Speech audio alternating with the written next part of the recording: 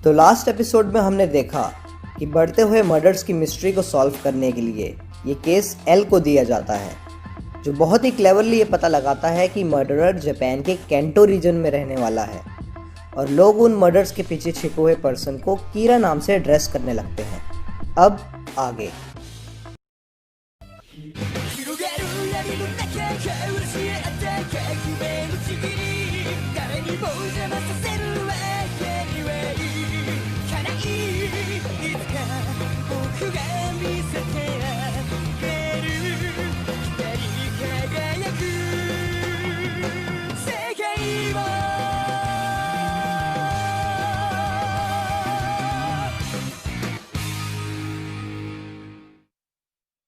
Police department और L मिलकर जब केस को डिस्कस कर रहे होते हैं, पुलिस डिपार्टमेंट का एक मेंबर सारे मर्डर्स की टाइमिंग शेयर करता है। जो टाइमिंग सुनने पर एल ये कंक्लूड करता है कि कीरा ज़रूर एक स्टूडेंट है, क्योंकि मोस्टली सारे मर्डर स्कूल टाइमिंग के बाद होते हैं। लाइट अपने रूम में बैठा अपनी सिस्टर सायो को मैथ्स प्रॉब्लम सॉल्व करने में हेल्प करा रहा होता है कि तभी उसे अपने फादर के वापस आने की आवाज़ सुनाई देती है। डिनर के टाइम लाइट अपने फादर से पूछता है कि क्या वो ठीक हैं, क्योंकि वो बहुत थके हुए लग रहे होते हैं। उसके फादर बताते हैं कि वो नए केस को लेकर थोड़े परेशान हैं, जिससे उनका मतलब होता है कीरा केस से। Everything okay, Dad? You look tired.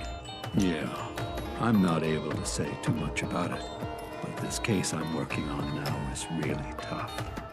रियूक Light से पूछता है कि उसके फादर पुलिस डिपार्टमेंट में हैं, क्या तभी वो इतना कॉन्फिडेंट है कि वो नहीं पकड़ा जाएगा? लाइट बोलता है कि वो बिल्कुल कॉन्फिडेंट है, क्योंकि वो अपने फादर के कंप्यूटर को आसानी से हैक करके सारी इंपॉर्टेंट फाइल्स को अपने कंप्यूटर में कॉपी कर सकता है, जिससे पूरी इन्वेस्टिगेशन पर वो नज़र रख सकता है। लाइट को जब ये पता लगता है कि डेथ की टाइमिंग की वजह से पुलिस डिपार्टमेंट और एल किसी स्टूडेंट को कीरा समझ रहे हैं, तब वो क्रिमिनल के नाम लिखने के साथ साथ डेथ की टाइमिंग भी लिखना शुरू कर देता है, जिससे उस पर किसी को सस्पिशन ना हो। पुलिस डिपार्टमेंट को जब ये पता लगता है कि 23 क्रिमिनल्स और मारे जा चुके हैं, और वो भी हर घंटे एक क्रिमिनल, तब उनका सस्पिशन कीरा के स्टूडेंट होने पर से हटने लगता है। तभी एल पुलिस डिपार्टमेंट को बताता है कि वो मेन पॉइंट को मिस कर रहे हैं। एल बताता है कि कीरा हमें ये मैसेज सेंड करना चाहता है कि ना वो पर्सनली प्रेजेंट हुए बिना किसी को मार सकता है, वो डेथ की टाइमिंग्स भी कंट्रोल कर सकता है। I believe Kira is telling us that not only can he kill from a distance, but he can also determine the time of death. L आगे बताता है कि न्यूज़ में बंद हुए क्रिमिनल्स को मारने की जगह जेल में बंद हुए क्रिमिनल्स को मारकर कीरा हमें ये बताना चाहता है कि वो पुलिस डिपार्टमेंट की इन्फो को भी हैक कर सकता है। This can only mean that Kira has access to police information. It's obvious now. This is a direct challenge to me. अब रियूक लाइट से पूछता है कि उसके अलग अलग टाइम पर किए गए 23 किलिंग्स की वजह से एल को ये पक्का पता लग जाएगा कि उसके पास पुलिस इंफॉर्मेशन को एक्सेस करने का कोई तरीका है। तो लाइट रियूक को बताता है कि इसी वजह से एल पुलिस डिपार्टमेंट के लोगों पर शक करने लगेगा और उन्हें इन्वेस्टिगेट करने लगेगा, और पुलिस डिपार्टमेंट के मेंबर्स एल पर शक करने लगेंगे क्योंकि वो अपनी आइडेंटिटी छुपाता है। और इसी वजह से अगर पुलिस डिपार्टमेंट एल को कस्टडी में ले आएगी तो उसके लिए एल को एलिमिनेट करना आसान हो जाएगा। अब होता भी कुछ लाइट के प्लान के अकॉर्डिंग ही है। एल वतारी के थ्रू पुलिस डिपार्टमेंट में काम कर रहे मेंबर्स और उनके क्लोज जो भी लोग हैं उनकी इन्फॉर्मेशन निकलवा लेता है, और दूसरी तरफ पुलिस डिपार्टमेंट के 3 मेंबर्स कीरा के डर से रिजाइन कर देते हैं। Sir, the truth is we could be killed by Kira at any time. For these reasons, we refuse to continue working this case. Excuse us, Chief.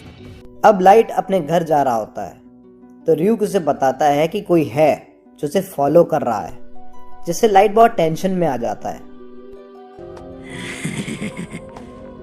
You're being followed by another human. He's watching you right now.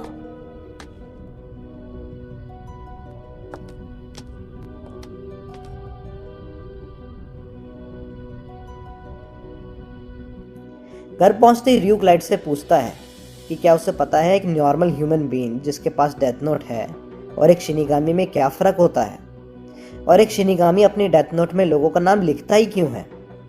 Light के मना करने पर वो उसे बताता है कि कोई शिनिगामी किसी ह्यूमन का नाम डेथ नोट में लिखता है तो उस ह्यूमन की बची हुई लाइफ शिनिगामी की एज में ऐड हो जाती है। बट जब कोई ह्यूमन डेथ नोट में किसी का नाम लिखता है तो फिर भी उसकी लाइफ उतनी ही रहती है। और सेकंड डिफरेंस जो शिनिगामी और ह्यूमन में होता है वो ये होता है कि जो शिनिगामीज की आइज होती है उसमें कुछ ऐसी पावर्स होती है जिससे उन्हें हर ह्यूमन के सर के ऊपर उनका नाम और उनका लाइफ स्पैन दिखाई दे सके। Shinigami can tell what a person's name is by just looking at their face. We know instantly. And do you have any idea why? Because through a Shinigami's eyes, a human's name can be seen above their head. Not only that, we see their lifespan as well.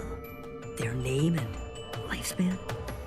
और अगर कोई human जो death note को poses करता है चाहे तो शिनिगामीज की आइज को भी पोजेस कर सकता है, लेकिन डील ये होती है कि ऐसा करने पर उसे अपनी बची हुई लाइफ का हाफ हिस्सा शिनिगामी को देना पड़ेगा। If I had that power, the Death Note would only be easier to use. So, what'll it be, Light? Is it a deal?